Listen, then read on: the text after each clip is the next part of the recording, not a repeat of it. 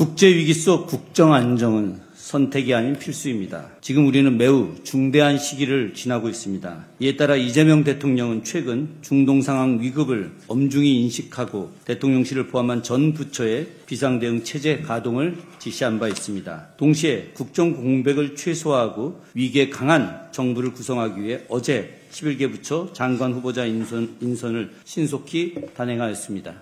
그러나 이처럼 국가적 위기 앞에서도 국민의힘은 여전히 정쟁에 몰두하고 있습니다. 예를 들어 최근 김민석 국무총리 내정자의 청와대 석사학위 논문 표현을 가지고 보수 언론과 합작해 연일 문제화하고 있습니다. 북한 탈북자를 도북자나 반도자라고 표현해 탈북자를 배신자로 묘사했다는 것입니다. 그런데 이는 참으로 무지한 행위입니다. 우선 도북자라는 표현은 중국 정부 공식 뉴스 웹사이트인 중국망에서 흔히 쓰이는 용어로 북한 이탈 주민 혹은 탈북자를 지칭하는 일반적인 중국어 표현입니다. 반도자라는 표현 역시 뉴욕타임즈 중국어판 기사에서 쓸 정도의 용어로 이를 북한 이탈 주민 혹은 탈북자라고 번역할 뿐 배신자를 뜻하거나 비하하는 용어가 전혀 아닙니다. 학위 논문은 해당 국가의 표기로 작성하는 것이 지극히 상식적인 관례입니다. 저도 대학 교수 출신으로 논문 작성할 때 해당 국가와 시대적, 문화적 배경에 맞춰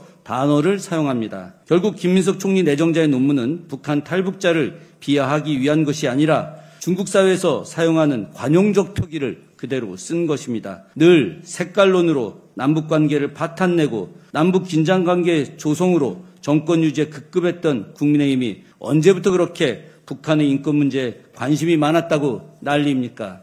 제발 국민의힘 의원들 공부를 제대로 하고 보수 언론도 이들의 주장을 그대로 받아 쓸 것이 아니라 정밀한 검증을 좀 해주시기 바랍니다. 치졸하게 한 사람의 인격과 가정을 파괴하려면 하면 국민들로부터 큰 역풍을 맞게 될 것입니다. 국민의힘 의원들이 역사에 무지하다는 사실을 보여주는 사례가 하나 더 있습니다. 지난 21일 국민의힘 김용태 위원장은 대선 패배 이후 처음으로 제주를 방문 기자 간담회 자리에서 미군정과 이승만 정부는 단독 선거에 반대하는 남로당 총파업을 진압하는 과정에서 수만 명의 무고한 제주 주민을 잔혹하게 희생시켰다고 말했습니다. 결론적으로 말하면 4.3 때 남로당 총파업은 없었습니다. 역사적 사실은 1947년 3월 1일 제주 관덕정 앞 3.1절 기념대회에서 벌어진 경찰의 발포가 4.3의 시발점입니다. 10여 명의 사상자가 발생한 3.1절 기념대회 발포 사건 이후 진상규명을 요구하는 도민사회의 목소리가 커졌고 이것이 1947년 3월 10일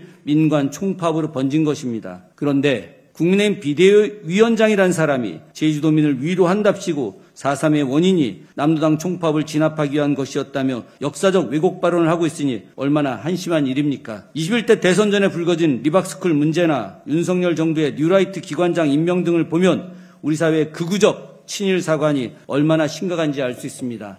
우리는 지난 3년간 컨트롤타워의 부재가 가져오는 참담한 결과를 뼈저리게 경험했습니다. 윤석열 정부는 재난, 재해 앞에서도 갈피를 잡지 못한 채 국민을 보호할 책임을 다하지 못했습니다. 더 이상 국정의 표류는 용납될 수 없습니다. 지금은 정쟁이 아니라 협력의 정치, 책임 있는 정치가 절실히 필요한 시기입니다. 총리 인선을 조속히 마무리하고 장관 인선이 정상적으로 진행돼야 부처들이 안정감을 가지고 국정에 전념할 수 있습니다. 이번 선거를 통해 국민들께서는 불안정한 정쟁보다 안정된 국정 운영, 갈등보다 협치, 정치적 공방보다 민생 중심의 국정 운영을 선택하셨습니다. 이제 국정을 안정시키고 국민의 안전과 경제를 지키는 일에 여야가 초당적으로 협력할 때입니다. 우리는 국민의 뜻을 받들어 반드시 강한 정부를 세워 나가겠습니다.